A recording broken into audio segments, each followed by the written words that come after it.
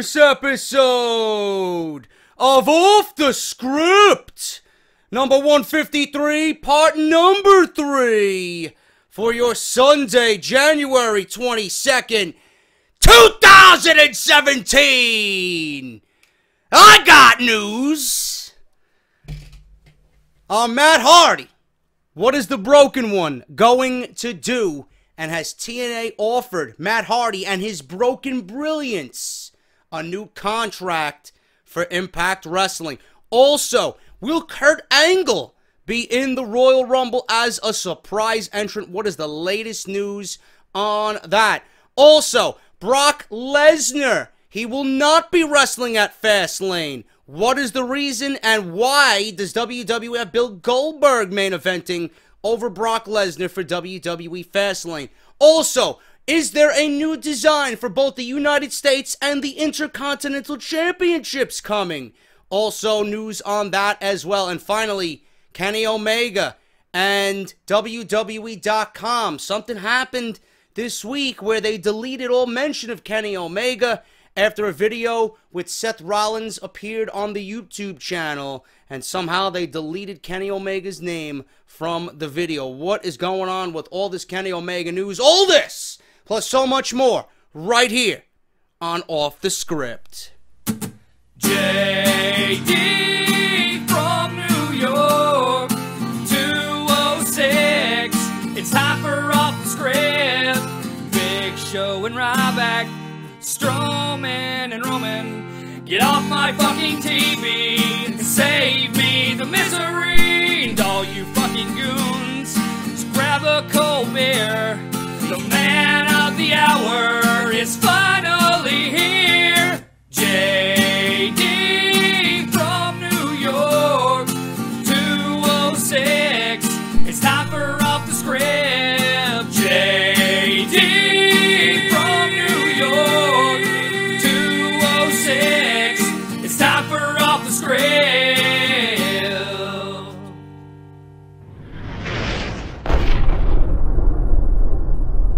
What is going on, guys? JD from New York here. Thank you so much for tuning back into the channel. Off the Script, episode 153, part number 3, to close out your weekend, man. Thank you guys so much for making it another successful weekend right here on Off the Script.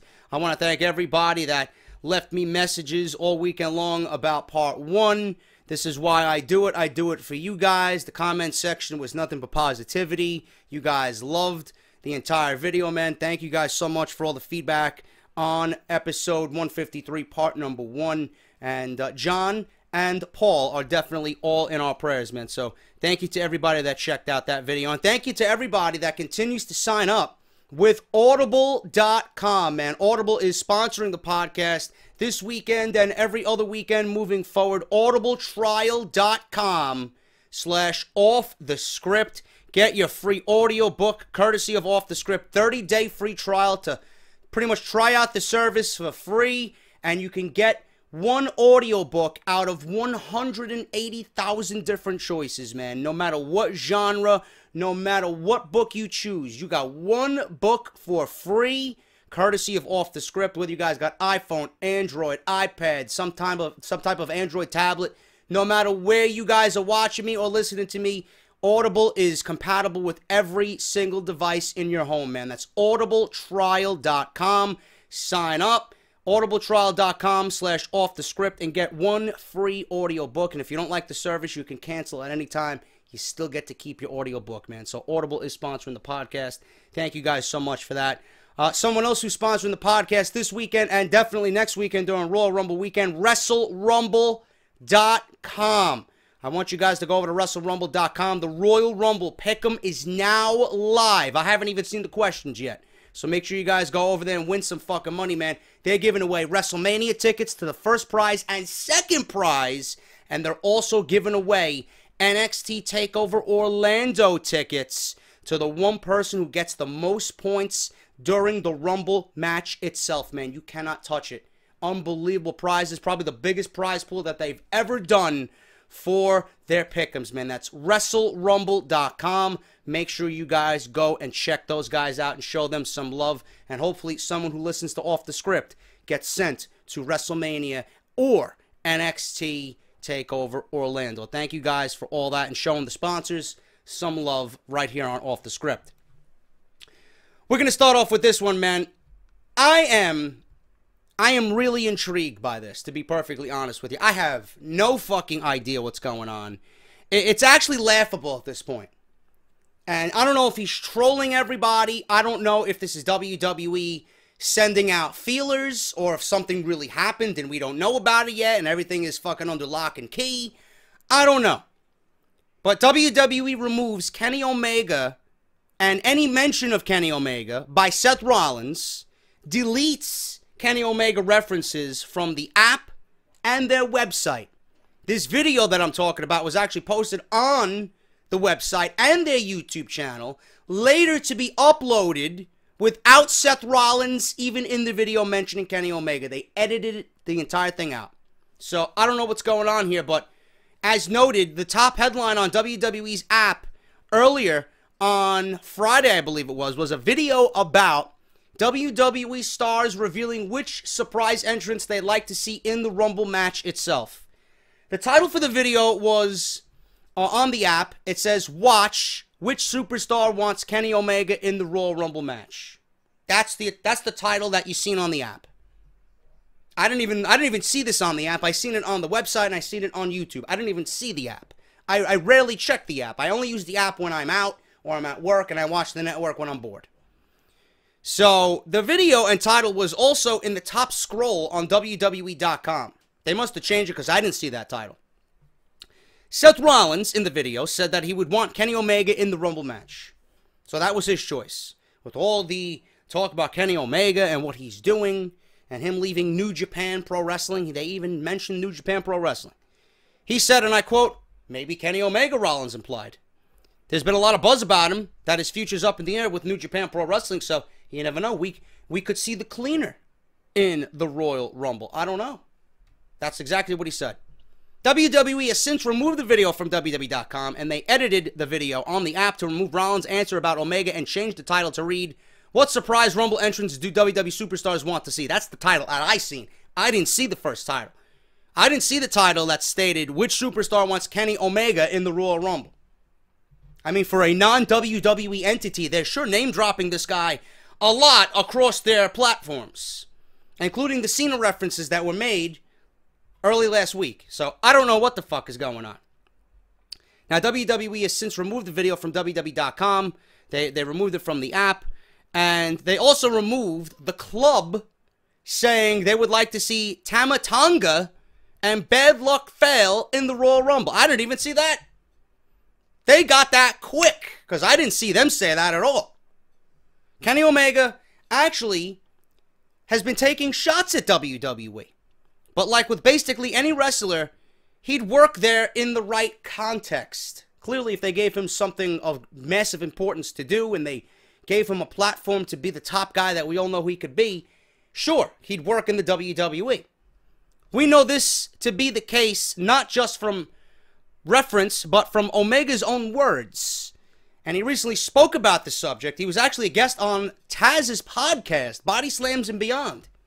In short, if WWE had good ideas for him, he said, and his ideas worked with those ideas, or if their ideas worked with his ideas, he'd heavily consider joining WWE. This isn't too far off from everybody's guessing back when it was revealed that Omega was weighing all options after Wrestle Kingdom 11. The idea there was that Kenny Omega said he didn't want to be a cog in the WWE machine. That's exactly what he said. What he meant was that he'd be intrigued if he were going to be the main event immediately and get a real push, just like AJ Styles did a year ago. So all this Kenny Omega nonsense, man, it's like seemingly every other day with Kenny Omega. I mean, why would WWE include him on the website, on the app, on the YouTube channel, just freely mentioning his name everywhere and anywhere on social media, John Cena posting pictures of Kenny Omega on his Instagram. You know, he's not going to do anything that's going to make him look bad or make the company look bad. So what the fuck is going on here? Is it that WWE is sending feelers out like they are massively interested in Kenny Omega? And they want to get everybody on board with maybe persuading him to come on into the WWE? And if he does come on in, how are they going to treat him? Are they going to treat him like AJ Styles and propel him right to a world championship? Or are they going to feed him to Roman Reigns first and then become a world champion? Being that Roman Reigns needs to pretty much kill off every fucking former member of the Bullet Club, you know? But Kenny Omega, we're not going to know until the 31st. A lot of people are saying that he's playing the fuck out of everybody. And at this point, I would not be surprised, man. Half of me wants to believe that WWE offered this guy something and he can't say anything until February 1st. You know? And then the announcement's going to be made that he's going to be coming on in. Or he's going to show up randomly. You know? But I honestly can't see New Japan being this fucking stupid. I honestly can't.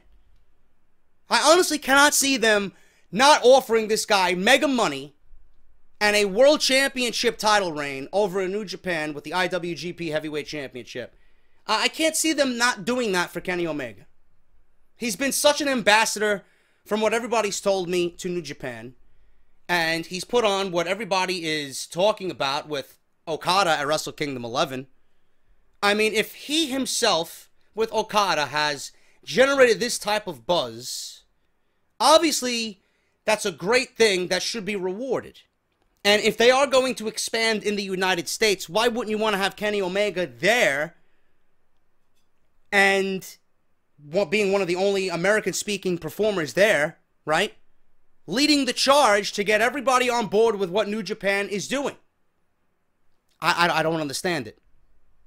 But Seth Rollins mentioning Kenny Omega, WWE. If this was nothing, maybe they would have left Seth Rollins in the video. I don't know. Did they want? I don't know. Did they not want New Japan Pro Wrestling to be mentioned on their website, on their app, on the YouTube channel? I don't know. Maybe it's promotion for another promotion. I don't know. I don't know what the fuck is going on, man. I am fucking confused that I don't even know what to say. I really don't. Would I love to see Kenny Omega in the WWE? Of course I would. But something's fishy. Something is definitely fishy here. And if he signs with New Japan, I'm not going to be fucking triggered. I'm not going to be salty. Whatever he wants to do. It's his fucking life. It's his money. He's going to do whatever he wants to do. You know? Clearly, he's not ready for the WWE yet. And you got to respect the man's decisions. If he's got goals and aspirations, he's going to do them because he knows he has it within him to achieve those goals. So I don't know what the fuck is going on. Maybe he doesn't trust WWE completely, and who can fucking blame him? Look at what they're doing with Monday Night Raw. They don't know how to book any fucking talent. Maybe he's a face of NXT for years to come. Maybe he doesn't want that. I don't know. I don't know what's going on here, but the fact that Seth Rollins included his name in something so innocent as who would you like to see in the Royal Rumble, and they delete that for what? Something's either going on, or they don't want to be promoting New Japan and Kenny Omega like that. But like I said, if Kenny Omega is indeed trolling everybody, this is one of the best troll jobs I think I've seen any wrestler pull off. Because he's really playing it off. He's really, really fucking... he's really got that poker face on.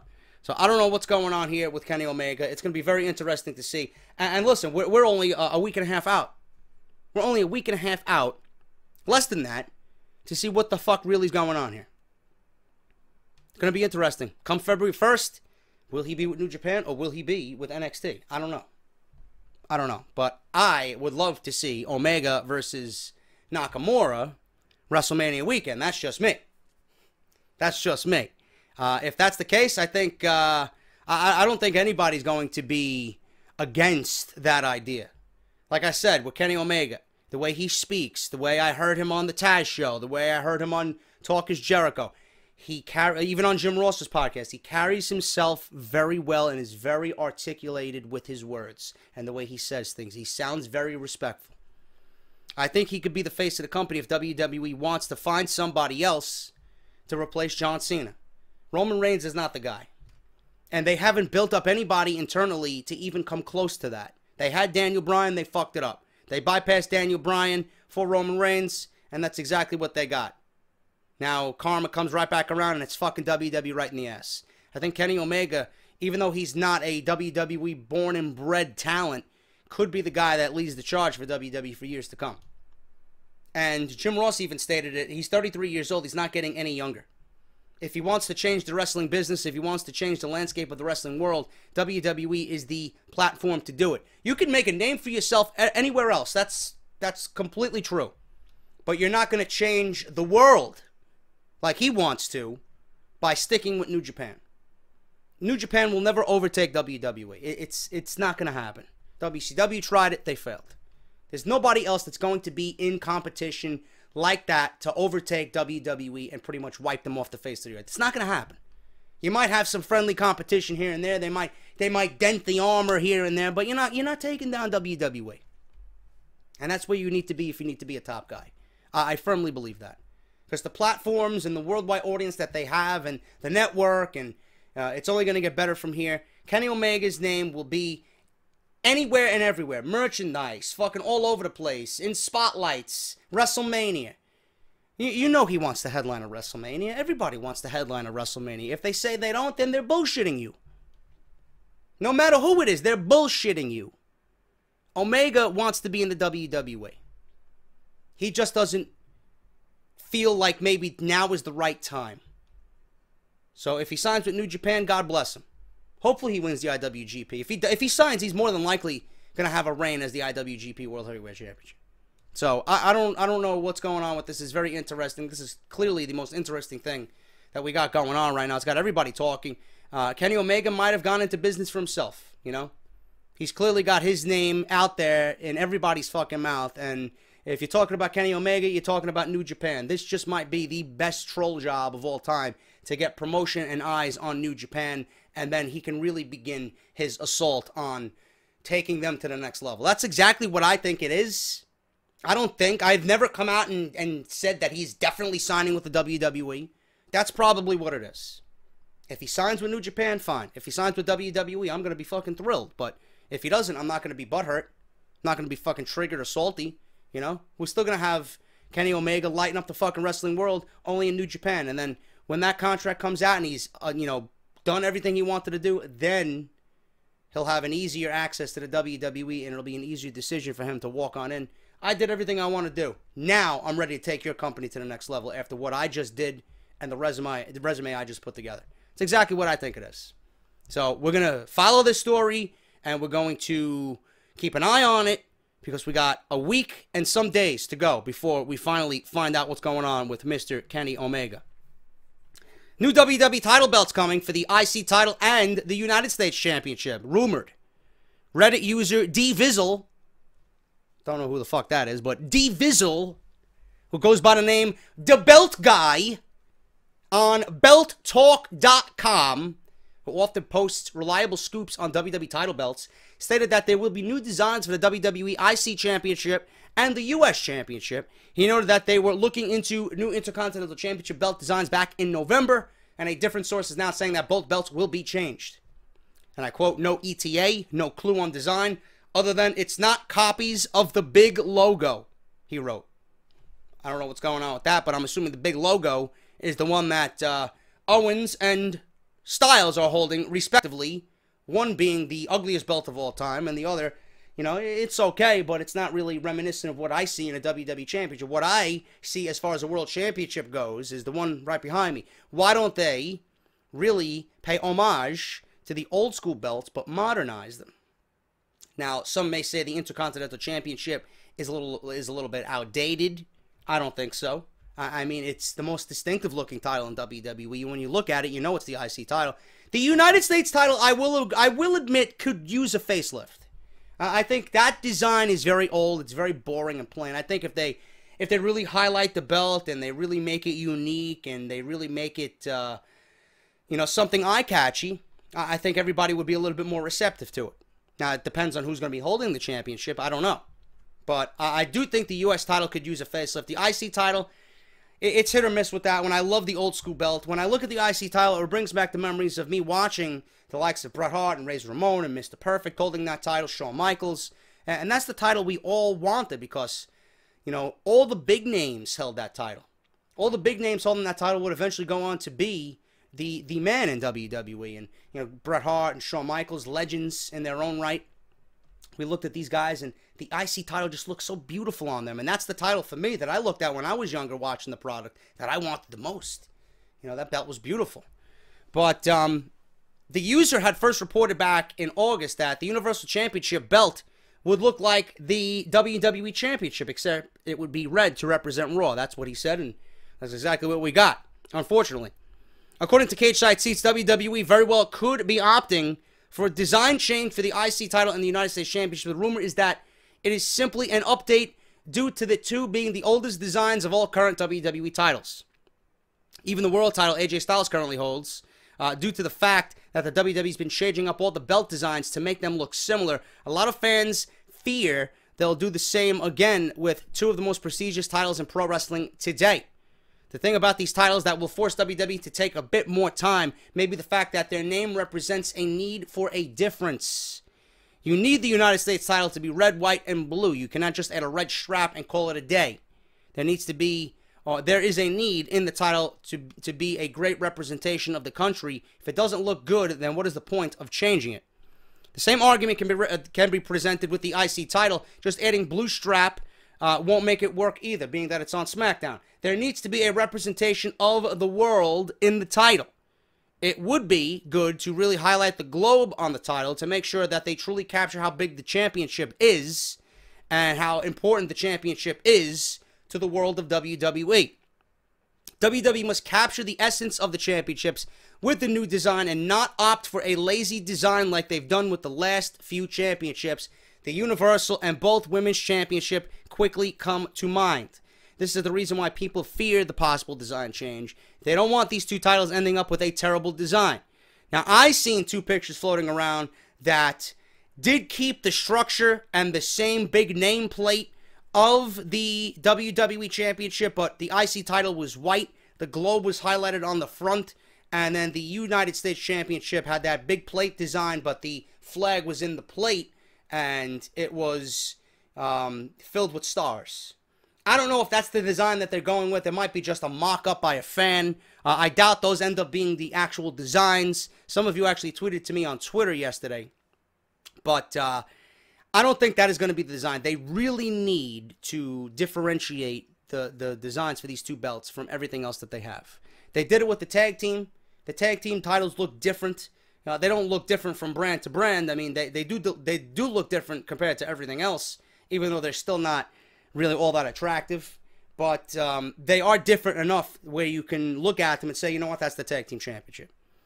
So I don't know what's going on with this, but hopefully we will have something after WrestleMania season. They don't want the two titles ending up with a terrible design. There are a few who are upset about the titles changing at all. The main issue is simply the distrust in WWE to give the fans a championship that actually has a good design when the last four have been absolutely subpar due to their similarities barring the strap. People have gotten used to the new titles, but that doesn't mean they want older titles to take a hit. People can get past some new titles being a bit off because they're new. However, the same cannot be said for older prestigious titles. Obviously, it remains to be seen what new designs for the titles will be. For now, fans are playing a waiting game, but it is expected that we could see new championships within the next few months. That does mean we could see them by WrestleMania 33 or sooner than that thereafter. So I don't know what's going on with that. We got to find out. We're only going to know when they're unveiled, and opinions will be raining down from the sky, just like everything else. All I hope is that they keep the homage to the importance of both belts, like the report said. You got to have the United States title being patriotic, and you have the IC title. You have to make that as important as the WWE Championship, you know, representing the entire world, the Intercontinental Championship. So hopefully they do a good design with the belts. You know, I would love to know who came up with the UK title. That thing is fucking gorgeous. Even though it still has the big plate design like the WWE title, at least you look at the nameplate, or the plate itself, the faceplate, And it looks fucking gorgeous. It's a true embodiment of what the United Kingdom is. That's fucking beautiful. Why couldn't they do that with the Universal Championship? Look how fucking boring the Universal Championship is. I mean, who designs these belts? It's like night and day. Did Vince McMahon opt and pay for the most simplest design of all time for the Universal title? I mean, the Universal title goes hand in hand with Monday Night Raw. Garbage. Oh, the show is garbage. We might as well have a representation of the title being the same thing. Trash.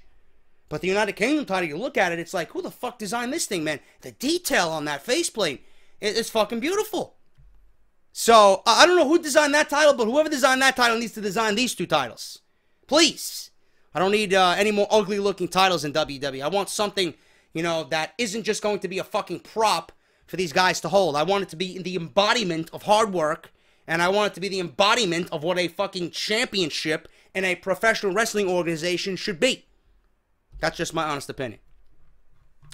The Hardys. Let's talk about the Hardys. This is interesting. They got an offer from TNA. Fans of Matt and Jeff have had February 2017 circled on their calendars for quite some time now. That's because it's believed that is when their current contracts with TNA expire. Speculation has swirled for months what their next move would be, or if they would make any move at all. We can now confirm via a report from WrestlingInc.com that both Hardy Boys contracts are set to run out next month. That is for sure. In addition, current TNA and former WWE superstar Drew Galloway, his deal is up in February as well. What's even more important to note is that none of the three, Matt, Jeff, and Drew Galloway, have signed new deals. To reiterate, they have neither re-signed with TNA nor have they agreed to a deal with any other company yet. The reason for much of the speculation in the last year, of course, is that their deals expiring in February, it would have given both Matt and Jeff and Drew Galloway the ability to reach an agreement with WWE in time for WrestleMania 33. It was recently reported that the WWE had expressed interest in a Hardy Boy reunion, and the ball seems to be in Matt and Jeff's court. I don't think the WWE is really going to go after, like, really hardcore. I don't think they're really going to go after Matt and Jeff hardcore. I think they're going to throw feelers out there, and if they bite, they bite. If not, they're not going to fucking lose sleep over it. But that's a mistake, to be honest with you, because Matt can bring in a lot of money for Vince, and you know Vince is all about the money. However, according to the report, it appears that TNA remains the favorite to retain both Matt and Jeff. Matt Hardy has experienced a career renaissance in the past year thanks to his broken Matt Hardy character that was arguably the best act in all of professional wrestling in 2016 and continues to be in 2017. Jeff Hardy has also experimented with different personas while in TNA, including Willow, I don't know if I did that right, but, and Itchweed, which I don't like. I don't like Willow or Itchweed, but, you know, God bless him. Not to mention the Brother Nero character, which Matt has bestowed upon him. I like Brother Nero the best out of all three. It remains unclear the type of deal the WWE has offered them, based on the fact that the other former stars have returned under a wide array of agreements. However, there are two types of deals on the table for both Matt and Jeff from their current employer, TNA. Both offers are guaranteed deals, with one allowing them control any bookings outside of TNA, and the other one that would give TNA veto power if they so choose for these bookings. Clearly, the first deal is the one I would go with. I don't want TNA giving any up or down to anything that I do. So if TNA is offering you complete control over any booking outside the United States, or outside of TNA rather, I take that one. Now, the only thing that we don't know is that deal worth less money? Is the guaranteed deal where TNA has veto power over their bookings, yes or no? Is that going to be worth more money? Maybe they don't want that. Maybe they don't trust TNA to let them go to an honorable ring or a fucking House of Glory that we had the pleasure of calling their match, me and Mr. Matthew Ryan Shapiro, or anywhere. They could go fucking anywhere they want. Lucha Underground, they could go fucking wherever the fuck they want. New Japan, you know? But we don't know how much money these guaranteed deals will be worth. So that's the thing. Is the one with the veto power in TNA's hands worth more? I don't know. Report hasn't said so. It's believed, let's see what they say here. It's believed that the money would be less if the Hardys choose the deal that allow them to book themselves. There you go, on the independent scene. And they would make more if TNA controlled it. I don't know, man. I don't know if Matt and Jeff want to do that, man. They make, I swear to God, you've heard the stories that I've been around personally. The money that these guys make on the independents with autograph signings and fucking t-shirt sales and every independent promotion that these guys do, man, it's absolutely fucking insane. Would TNA say no to them? You know, I don't want anybody telling me no when I could go make an easy fucking killing anywhere I want. Now I'm going to have these guys tell me, no, sorry, you can't do that today. You know, we need you over here. Come on, man. You know, I don't want that at all. And I'm sure Matt and Jeff don't want that at all either. Now, the WWE, of course, would not allow any bookings outside of their umbrella. The major holdup lies in creative control. The TNA Impact has given Matt a lot of leeway as far as character development, and while WWE might use the broken Matt Hardy character, they'd still have the final say over the direction. As of now, it appears that things are looking good for Matt Hardy and Jeff Hardy to stay in TNA, unless WWE is willing to make some concessions. Matt has been leading towards signing a new deal with TNA, while Jeff is still negotiating the amount of dates he would work should he re-sign. It's been noted that TNA will be returning to a more regular basis as far as house show schedule goes in the coming year. What makes a Hardy Boy appearance at WrestleMania even less likely, even if they don't re-up with TNA, is that they just agreed to a match with the Young Bucks at Supercard of Honor for the Ring of Honor Tag Team Championships. This is a non-televised dream match that is set to take place on Saturday, April 1st, the night before WrestleMania, which is also NXT TakeOver Orlando. But even before that, though this would have little bearing on a potential WWE signing, the Hardys will be facing Entourage Tag Team, or the Entourage Tag Team. I never heard of these guys before. At MCW Pro Wrestling's Broken Anniversary on Saturday, January 28th for both the TNA Tag Team titles and the MCW titles in Maryland. So that is the latest on Matt and Jeff. Again, this is going to be another situation like Kenny Omega. We're not going to know until their contract comes up, which I do believe is February 27th. So it's going to be interesting, man. WWE would be foolish to not offer Jeff and Matt a solid deal. I'm not saying fucking throw the bank at these guys, but I think WWE would be foolish to let these guys go. These guys have been the most popular fucking wrestlers, not only in WWE history. They're some of the most popular names in WWE history. But even now, after their work in WWE, they're still fucking legends. They're highly sought after. People are still talking about them left and right. They got a gimmick that everybody is talking about. Why wouldn't you want all of this in your company? All the buzz. Imagine all the new fans that you get over to WWE, simply just based on what Matt and Jeff are going to bring to your company. You know, imagine all the money you're going to make on merchandise. Imagine all the eyes, the possible ratings. We talked about this. The possible dream matchups. Matt and Jeff automatically make the tag team division as a whole in WWE that much greater. And that's something that you really need to build. The tag team division in WWE is absolutely pathetic. With Matt and Jeff, it moves from the bottom of the barrel to about reasonable. And that's the type of shit that they bring to the table. That's what you need. You got, I don't know how many other tag teams out there that are free agents. You already missed the boat in the Young Bucks. Why would you let these guys go? Don't lowball these guys. Pay them what they are worth and pay them what you see based on what they've done so far. You're only going to get that back in return. So I think WWE would be foolish not to sign Matt and Jeff. It's going to be interesting. Those are the two offers from TNA.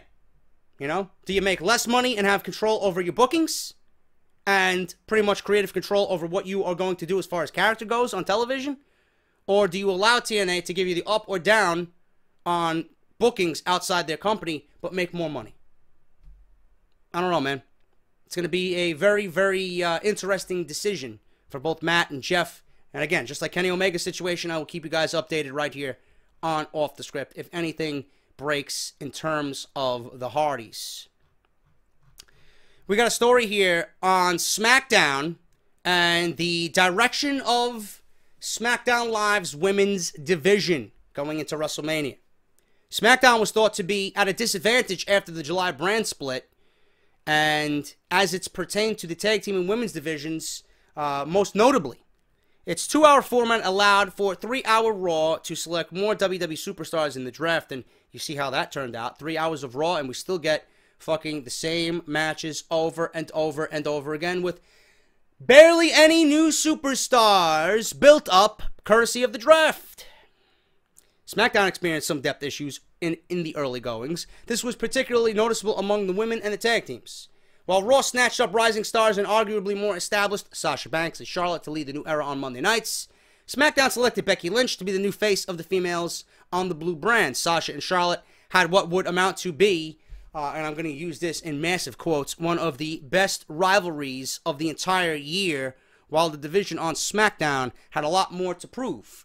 But the way it really ended up was that SmackDown had the better division, and Monday Night Raw's division was a complete fucking joke.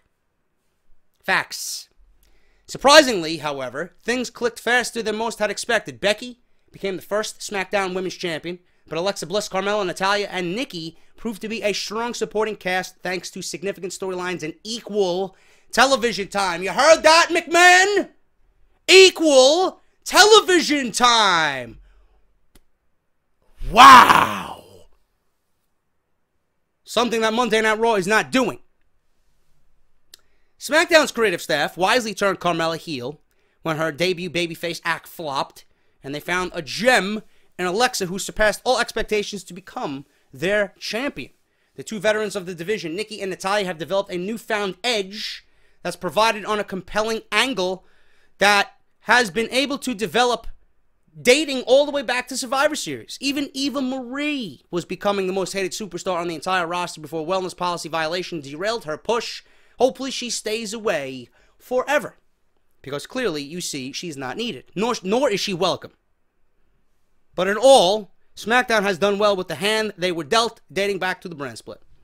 The most recent addition to SmackDown's women's division has been the return of Mickie James. Mickie returned last November to compete in a match against Asuka at NXT TakeOver Toronto, the eve of Survivor Series.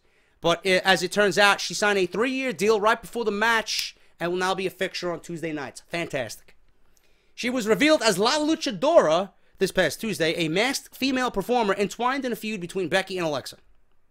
Mickie helped Alexa retain the championship during the first ever women's steel cage match in the main event of the most recent edition of SmackDown. The show received a 5% increase in ratings with the women in the headlining position. This is further proof that the women, especially Becky and Alexa, have continually improved. The Mickie James reveal has led many to believe that a major program is coming moving forward in the women's division on SmackDown that will feature Mickie and Becky. And while that may very well be the case, in the short term, don't expect it to continue on to WrestleMania. According to the latest edition of the Wrestling Observer newsletter and Dave Meltzer, the top women's feud from the blue brand at WrestleMania will definitely include Nikki Bella. This does not necessarily exclude anyone from the SmackDown women's division for the big storyline. However, WrestleMania is already shaping up to be a loaded card, and the chances that the SmackDown women get 2 matches on it are rather slim. Even the more high-profile division on Raw is only expected to have 1 match unless the name of Ronda Rousey is booked for a match on the show, which that pretty much is dead in the water right now. Nobody's said anything about it, so I'm not even bothering with the name Ronda Rousey anymore and WWE. Nikki is viewed as being the most marketable woman on SmackDown thanks to the success of Total Divas and Total Bellas and her high-profile relationship with John Cena. The final WrestleMania card is expected to be set in stone late next week. Hopefully, it's to our liking. So I'm assuming Dave Meltzer will have a report on that. So fans are hopeful to have a better idea of the direction then. There's certainly the chance that Becky and Mickie will square off in the interim, perhaps at the Elimination Chamber pay-per-view, and Nikki still has to settle her beef once and for all with Natalya. But after that, look for Nikki to enter the title picture either solely with Alexa Bliss or as part of a multi-woman match on the grand stage in April. You know, the way I see it, if the WWE is only going to give the women 1 match per brand, you know, I hate it. I really do. The multi-women matches, the multi-man matches, It's just so fucking desperate, man. You know? I understand that everybody, especially the women that have been working so fucking hard, you want to include them. You know? There's no way you're going to keep, if you're going to put a Nikki Bella and an Alexa Bliss in a title match, I mean, why aren't you going to include Mickie James and a Becky Lynch in a fatal 4-way? I mean, it makes no sense not to. I want to see one-on-one. But the way WWE is setting up their WrestleMania card, it's either you're going to get a big singles match for the title, and then everybody's going to be delegated to the pre-show, and that's not right. Everybody deserves to be on the main show, and then they want to use the excuse, oh, well, you know, don't consider it as you being on the pre-show. WrestleMania is you know, a big event. It's 7 hours long. Whatever the fucking excuse they'll come up with. But I just don't like it, man. It seems lazy. You know, it seems lazy. You know, we could see a fatal 4-way on the Smackdown brand, and I'm not going to mind that because I enjoy everybody's work. But when you got Charlotte and Sasha and Bayley, clearly you're going to have a multi-woman match on Monday Night Raw side, because if you're going to have, I don't know, a Charlotte and Bayley, you're not going to leave Sasha off the card. If you have a Sasha and Bayley, right, you're not going to leave Charlotte off the card. So it doesn't make any sense. You're going to have a multi-woman match no matter how you look at it. I wouldn't be surprised if we get a fatal 4-way on SmackDown and a triple threat on Monday Night Raw. I don't think WWE's going to put Nia Jax. I hope we don't get two fatal 4-ways. I just think that's fucking lazy. That is absolutely fucking lazy storytelling and story writing. It's terrible. So I see a triple threat on Raw and a fatal 4-way on SmackDown. Though I don't mind it being a triple threat on SmackDown, on Raw rather, if they give me a ladder match, like I already previously mentioned on the podcast a couple of weeks ago. Now, if they give us a fatal 4-way, I'm not going to mind it because I enjoy the work of everybody involved, and I see how great the division has become, even better than Raw's. But if it was up to me, I'd like to see a title match between Becky and Mickie James. Then you can't leave Alexa off the card because Alexa's been great, you know. It's going to be a fatal 4-way. The way I see it, it's going to be a fatal 4-way at WrestleMania. Nikki, Alexa, Becky, and Mickie. And then after that, then you can separate the women and have, you know, the split brand pay-per-views. You can have a undercard women's match and a world title women's match. And you can build the storylines there. But at WrestleMania, it seems like everything just gets condensed. And I fucking hate that. Everything just gets cluttered.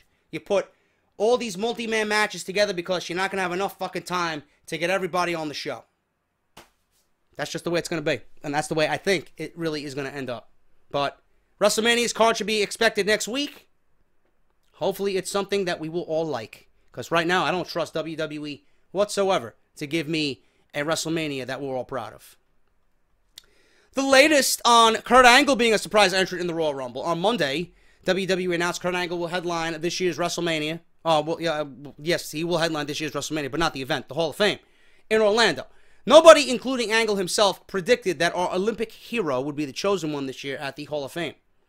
But the announcement did bring up a ton of questions regarding Angle's future in the WWE, with the most frequent one being, will we see him wrestle one more match, or several, in the WWE? As of right now, we don't know if Angle will wrestle again. When asked about his in-ring future during his interview on SportsCenter with the coach, Angle said his primary focus right now is the Hall of Fame, but he'd also like to have one last match under the WWE banner before he hangs up the singlet for good. I wasn't planning on retiring, he said. I don't know if I am or not. Right now, I'm more focused on the Hall of Fame, which is the most important thing to me right now. But I cannot say if I'll wrestle again. I'm only focused on the Hall of Fame. I can't say what I'm going to do after that. Would I like to eventually? Yes. Right now, I'm just going to enjoy this Hall of Fame induction, and I'll go on from there. Before he was announced as the headliner for this year's Hall of Fame, wrestling fans were predicting Angle will show up at the Royal Rumble and be one of the annual surprise entrants for the big Rumble match. Now that he's officially back in the WWE via the Hall of Fame, fans are now completely convinced that we will see him in the Alamo Dome on January 29th.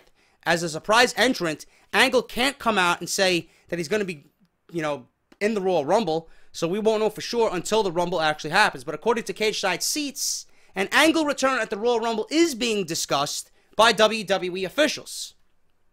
Other possible entrants for the Rumble are Samoa Joe, Finn Balor, and Angle's former protege, Shelton Benjamin. So if Angle doesn't return later this month, the fans in attendance will likely be satisfied regardless because there's a strong chance that all three of the aforementioned names will end up entering the 30-man match. Angle, who turned 48 last month, has been talking about retiring from in-ring competition for about the last 4 years. So if he does return to the ring, it'll be for select shows because his body wouldn't be able to hold up if he signed a full-time WWE deal.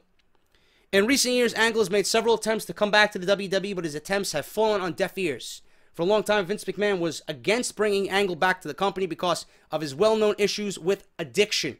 Long story short, he didn't want another wrestler dying on his watch. So for that reason, and that reason alone, WWE decided to steer clear of Angle whenever he was a free agent. Back in January of last year, Angle finished up with TNA Impact Wrestling, which is where he spent the majority of the last 10 years. He then took a year off from wrestling, although he did have a few matches for random independent promotions. As of this writing, he is scheduled to wrestle Alberto Del Rio in a few weeks. So he's clearly still capable of wrestling. But the question is, will he be able to pass WWE's physical exam? If he's not, then he won't be allowed to wrestle again with the WWE, no matter how big his return match would be for the company. He's not going to be at the Rumble. I don't want to see him in the Rumble. I want to see him at the Hall of Fame. I would love to have him come out and be thrusted into this AJ Styles situation. I mean, I would love to see that, but I don't think it's going to happen. I think we are going to get Shane versus AJ at WrestleMania. I think Angle, if anything, will be used for something at SummerSlam. And then I think he'll be the DLC character or the pre-order bonus for WWE 2K18 because they're going to need a cover star. And Angle being back, he's the fucking cat's meow right now. He's on everybody's lips. I think Kurt Angle, being that he's the next big WWE legend to make a return to the company, he is going to be on the cover of 2K18, and he's going to be a pre-order bonus for the game. But I would not have Angle in the Rumble. I think the Rumble is stacked enough that I don't want Angle getting lost in the shuffle. If Angle's not going to be a proponent in a possible win, or if he's not going to have a major impact on that, or is not going to set up a WrestleMania angle, I don't want him in there. So it's just going to be a waste. That's just my honest opinion. Hall of Fame, save him for something at SummerSlam, because you know WWE wants to make SummerSlam the WrestleMania of the summer, and I think everybody in New York would fucking be all over that. But I think Angle is going to be back on television after WrestleMania. They're going to try and get him involved in something. SummerSlam possible match. WWE 2K18 down the line. That's what I see for Angle. And then Royal Rumble in 2018. And then WrestleMania 34. And maybe he can retire at WrestleMania 34 with one last final match. Possibly against AJ Styles. So that is what's going on with that. I know people are still talking about AJ Styles being thrusted into this tease. This little tension between Shane McMahon and AJ Styles. But I'm not sure if that's really going to happen. It's ideas that are being thrown out. Not saying that it can't happen, but I just don't think the likelihood of it is there. So I think Styles is going to be with Shane at WrestleMania, though I think a lot of people are going to be not aboard with that match. And then Angle will come in, like I stated, towards the middle of the year. That's just my opinion on that. And we're going to end the podcast on this story, guys. The reason why Brock Lesnar won't appear at WWE Fastlane. Brock Lesnar is expected to appear more often on WWE programming than he has in several years heading into WrestleMania 33. But he will not be appearing at Fastlane for a very specific reason. His schedule for the road to WrestleMania will see the Beast featured on every episode of Raw for the next 3 months. Well, Mr. McMahon must be shelling out the cash if they're having Lesnar appear. That's what? For the next 3 months. That's 4, 8, 12. That's 12 of his 20 appearances right there for WrestleMania season, but I guess it all equals out. Because we really don't see him at all throughout the year. You know, we see him for a couple weeks here and there for a SummerSlam deal, and then that's it. You know, he usually goes away after WrestleMania.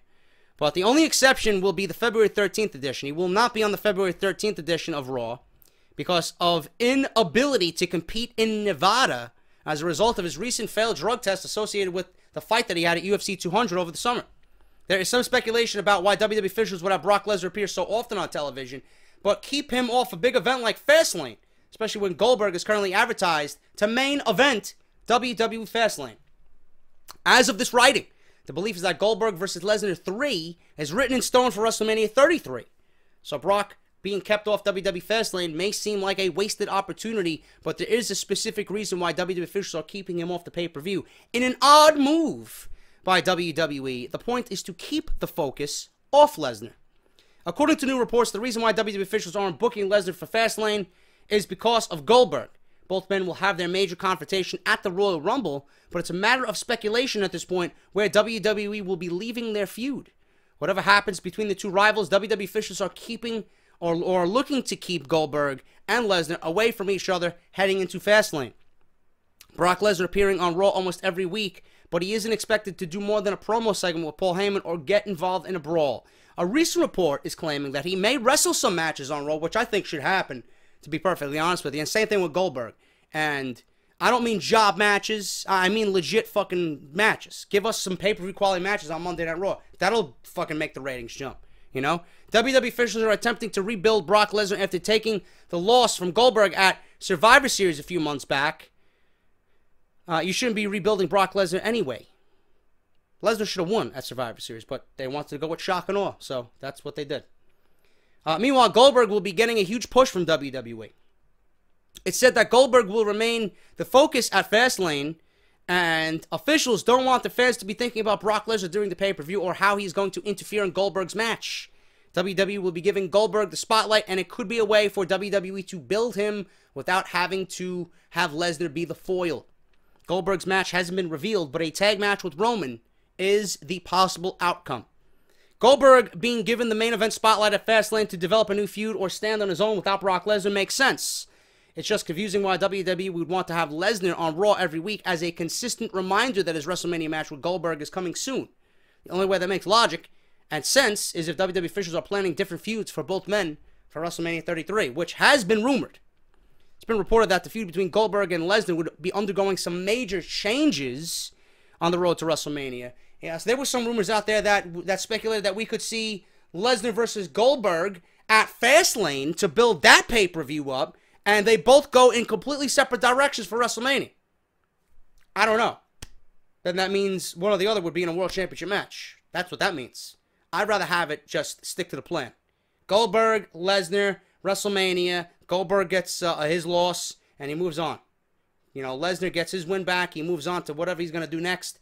And WWE can set up Angle versus Lesnar for SummerSlam. Recently, there was a rumor that Roman Reigns could find himself into the mix with Goldberg and Brock Lesnar after Fastlane. A triple threat match between Reigns, Lesnar, and Goldberg may be in the cards for WrestleMania.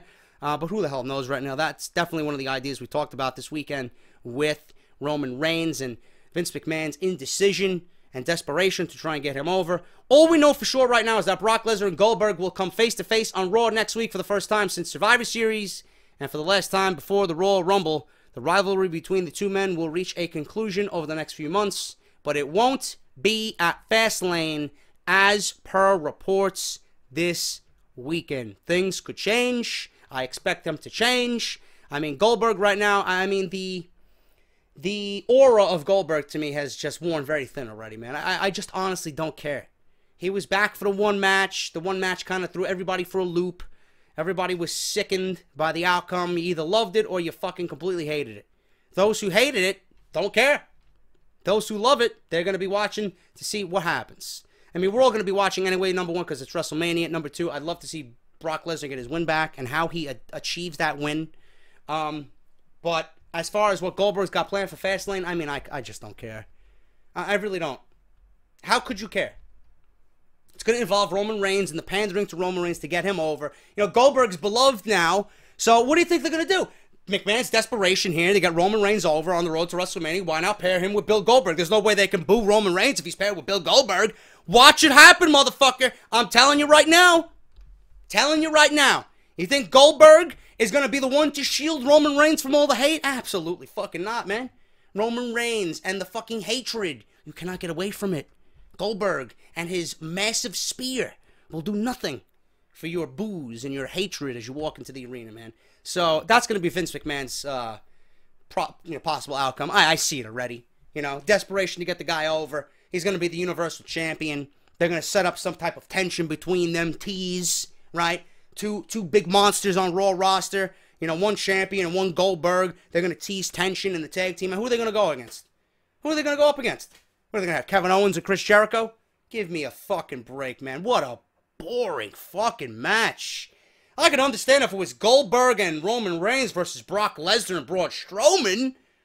That's a little bit of an intriguing match, but, I mean, if you're going to book Roman Reigns and Goldberg versus Kevin Owens and Chris Jericho at Fastlane, please, hand me the bleach right now. I'll pour everybody some fucking shots. No way. Nobody wants to see that, and that is the most fucking lame, predictable, boring outcome that you could possibly ever come up with, but I'm going to go on and say that I see it. Goldberg and Roman Reigns tearing it up as a tag team at Fastlane. It's just the way it's going to be. Because that desperation to get him over is going to fucking rear its ugly head every chance that they got. Believe me, Roman Reigns and Goldberg tag team at Fastlane, I could see it right now. And that is the podcast, guys. Thank you so much for another amazing week. I will be back with hopefully some off-the-script extras, getting you guys ready for the beginning of next week. We've got to see what's going on. There really hasn't been much in the name of news this weekend. I'm glad I got what I got, but as far as everything else, there really isn't nothing major. There's really nothing concrete. It's all speculative for WrestleMania. But I want to thank everybody for listening to the podcast. It will be up on iTunes and Podbean later on tonight, so look forward to that. If you guys checked out any of the Audible links, the GameFly links, make sure you guys take advantage of those 30-day free offers, man. They're fucking unbelievable. You get one free game with GameFly.com, GameFlyOffers.com/JD from NY, and then Audible, you're going to get 30 days to try the service with one free audiobook, man. So try that out. That's audibletrial.com/offthescript. Try it out and let me know what you're thinking of the services, man. And if you find something that you really like, stay on, and it's going to be great, man. You get audiobooks left and right. So check those out. WrestleRumble.com. They are a big sponsor of the show this weekend heading into the Royal Rumble. Make sure you guys check out Wrestle Rumble for the Royal Rumble Pick'em. Their Pick'em is now live. Enter and win a chance to get yourself to WrestleMania and NXT Orlando plus cash money. WrestleRumble.com. Make sure to check those guys out. Very, very, very good people over there at Wrestle Rumble. And follow me on Twitter, at JD from NY206. Subscribe to the channel if you have not done so. Get your merchandise, barbershopwindow.com. JD is Negan. Dana Brooke, get off my TV. The Roman Reigns, get off my TV will come perfectly in handy for WrestleMania season. So get your Roman Reigns, get off my TV shirts, man. Don't go to WrestleMania without your Roman Reigns t-shirt. Believe me. I'll be there, and I'll be in and around Orlando with my Roman Reigns t-shirt. You can guarantee that. You can believe that. All right? And check out the crates, man. Slam Crate, Loot Crate. Use my unique link down below. Use the coupon code JD from NY to save yourself 10% off. And WrestleCrate.com. Always find people at WrestleCrate. WrestleCrate.com and on Twitter at WrestleCrates. And use the coupon code JD Sent Me for an instant 10% off. I am JD. Hit that thumbs up. Keep John and Paulie in your prayers this weekend, and I will have more subscriber stories. For the Patreon Q&A, guys, there's no Q&A this week. If you read my Twitter, I got locked out of my Patreon. I cannot get into my Patreon as I'm recording this. I'm still waiting for support to email me back so they can unlock my fucking Patreon. I can't even get in there. Q&A will return next week. I had two-step verification on my Patreon, and the only way I can log in is if I have a fucking code. And with my Android phone breaking, I had to get an iPhone. So all my old codes and my two-step verification was set up through the Android. I have to have them erase it now, and I have to have them delete my two-step verification. So right now I'm locked out. So I hope you guys understand that. So Q&A will be back next week right here on Off the Script. Until then, I am JD. Hit that thumbs up, and I will see you all, hopefully, for some Off the Script extra early next week. And Monday Night Raw review as we head into the go-home show for the Royal Rumble. Until then, hope you guys had a great weekend. Thank you so much, and I will check you guys next week right here on Off the Script, episode 154. Have a great weekend, and I'll talk to you guys later.